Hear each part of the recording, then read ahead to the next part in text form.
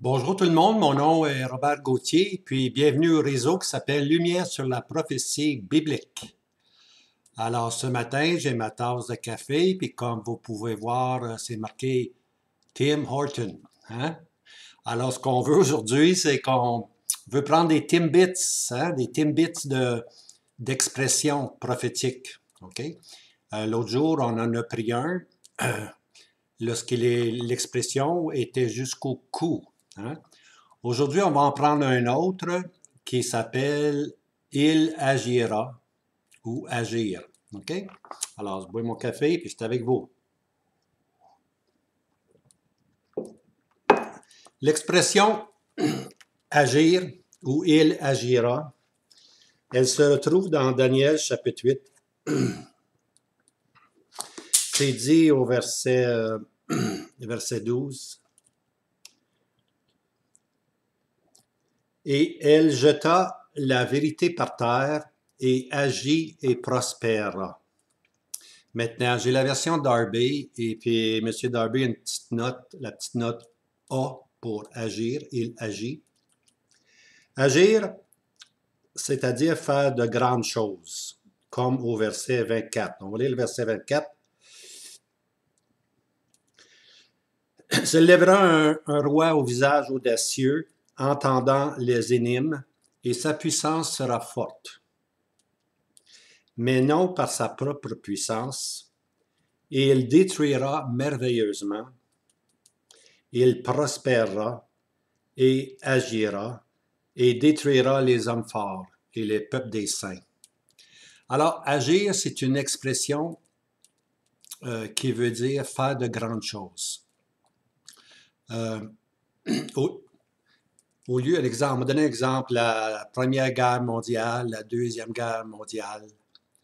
Des livres ont été écrits et des livres et des livres ont été écrits. Et puis, si on voulait employer la parole de Dieu, on dirait que on emploierait le mot agir. Il agira. Autrement, on a fait de grandes guerres, mais au lieu d'user des millions de termes, on s'en sert d'un seul. C'est imagé, hein? Il agit, ça veut dire de grandes conquêtes, de grandes choses, de grands efforts, de grandes guerres, de grandes persécutions. Au lieu de décrire les persécutions et les guerres, Dieu emploie ce langage symbolique et il agira. Il fera de grandes choses. Il ne dit pas, mais si on regarde l'histoire, on peut savoir de quoi il parle. Maintenant, ceci est vrai dans Daniel 8. Daniel 8, en passant, nous parle d'une bête, hein? Une petite corne. Et l'une d'elles sortit une petite corne. On lit ça au chapitre 8, verset 9. Alors, il y a deux cornes dans Daniel. À part des 10 cornes, c'est autre chose. Il y a deux cornes. Il y a la corne du chapitre 7, puis la corne du chapitre 8. Les deux sont complètement différentes. Le chapitre 7, c'est en rapport avec l'Empire romain. Le leader ou le chef de l'Empire romain futur qui va se lever est considéré comme une corne. Mais dans Daniel 8, c'est un autre personnage. C'est celui qu'on appelle le roi du Nord, ou ce que j'appelle, moi, l'Assyrien géographique. Okay? Celui qui va occuper la géographie ou le territoire au nord d'Israël sera ce qu'on appelle l'Assyrien géographique. L'Assyrien prophétique, par contre, on le retrouve dans Ézéchiel 38. N'es-tu pas celui dont les prophètes ont prophétisé? Il parle de Gog puis Magog. Alors, tu as l'Assyrien géographique puis l'Assyrien prophétique, mais les deux ont la même passion, le même objectif, la destruction, l'annihilation complète d'Israël. Les deux haïssent Israël. Okay? Et puis dans le chapitre 8, c'est davantage le roi du Nord. Qui est le roi du Nord? On ne le sait pas encore. On sait qu'il est au Nord. Quiconque va contrôler le territoire du Nord, quiconque va contrôler que ce soit Turquie, que ce soit l'Irak, que ce soit la Syrie, tous ces pays-là sont au nord d'Israël. Alors, il va y avoir un moment donné dans la prophétie, parce que la prophétie, c'est les événements à venir. Alors, la prophétie nous enseigne qu'il va y avoir un leader, une corne, un chef politique qui va contrôler le Nord, et puis ils vont vouloir anéantir Israël.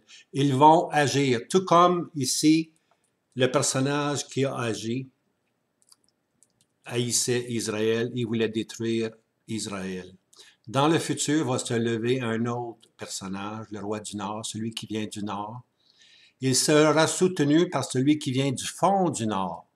Cette fois-ci, lorsqu'on parle de l'expression du fond du Nord, c'est une expression de Daniel chapitre 38. Okay?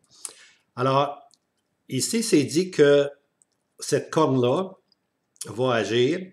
Ça va être un roi au visage audacieux, verset 23. Puissant, sa force sera grande, mais non de sa propre puissance. C'est important. Celui qui agit ici dans le chapitre 8, c'est le roi du Nord. En passant, le roi du Nord, ce sont tous les pays arabes et les pays musulmans maintenant au nord d'Israël. On connaît la haine qu'il existe contre Israël. Eh bien, le roi du Nord va être ce chef qui va mener en avant, pour ainsi dire, la bataille et qui va entrer dans Jérusalem. On lit ça dans Zacharie chapitre 14, verset 2. La moitié de la ville sera saisie, les femmes seront violées. Il reste son armée là, une partie de son armée là, puis il s'en va sur l'Égypte pour prendre tous les trésors de l'Égypte. Et puis là, il saisit l'Égypte, puis à un moment donné, il entend des nouvelles, puis il doit revenir à Jérusalem. Puis à Jérusalem, il trouve sa fin. Okay? Ça, c'est l'acteur de Daniel chapitre 8. Alors, il sera fort, mais non de sa propre puissance. Okay? Si on va au chapitre 11, on voit souvent, chapitre 11, c'est, là, on parle souvent des 400 ans silencieux d'Israël.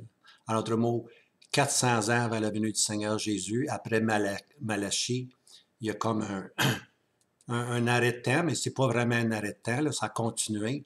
La persécution a continué contre Israël. Et puis, on retrouve tout ceci dans le Daniel chapitre 11. Daniel chapitre 11 couvre cette période de 400 ans. Le roi du Sud, le pays au sud d'Israël, qui est l'Égypte, et le roi du Nord, le pays au nord de l'Égypte, qui était à ce moment-là surtout la Syrie.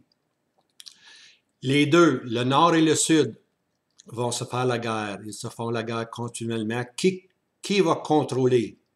Qui va contrôler? Est-ce le roi du Sud ou est-ce le roi du Nord? Alors, les deux, ils font la guerre, puis on lit continuellement. Il agira contre eux et se montrera puissant. Ça, c'est chapitre 11. On arrive un peu plus loin. Chapitre 11, là, il agira verset 8. Okay? Si je m'envoie un peu plus loin, au verset 17, il agira et lui donnera la fille des femmes pour la pervertir, mais elle ne tiendra pas et ne sera pas avec lui. C'est une astuce, hein? Il a agi cette fois-ci d'une façon astucieuse. Il a donné sa fille, pensant que sa fille allait prendre de son côté, mais malheureusement, elle n'a pas assisté son père. Elle était fidèle à son mari. Puis ici, c'est dit au verset 28, 11-28, « Il retournera dans son pays avec de grandes richesses, et son cœur sera contre la Sainte Alliance, et il agira.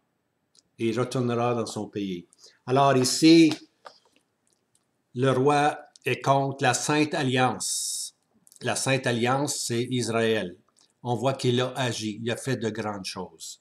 Okay? Alors simplement, ce que vous allez voir dans le livre de Daniel, l'expression « il agit »,« il agira », c'est un petit mot qui peut avoir dans son ensemble toute l'historique d'une guerre, ou toute l'historique d'une violence, ou toute l'historique d'un individu méchant, comment il a agi. Au lieu d'aller dans les détails, l'Esprit de Dieu nous dit « il agira ». Il fera de grandes choses. Alors, c'était le petit mot, le petit timbits hein, il agira. Et puis, il faut vraiment comprendre que Dieu nous parle de grandes choses que les individus ou ces individus-là ou ces rois-là ont fait.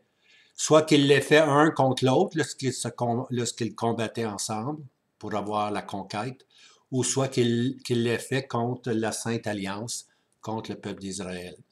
Alors, que le Seigneur vous garde. Je vous souhaite une bonne journée. Puis, n'oubliez pas de vous abonner. Puis, après vous êtes abonné, une petite étoile, pas une petite étoile, une petite cloche. Hein? Pèsez sur la cloche et puis vous allez avoir accès à de nouveaux vidéos qui vont sortir. Alors, que le Seigneur vous garde. Passez une belle journée. Merci.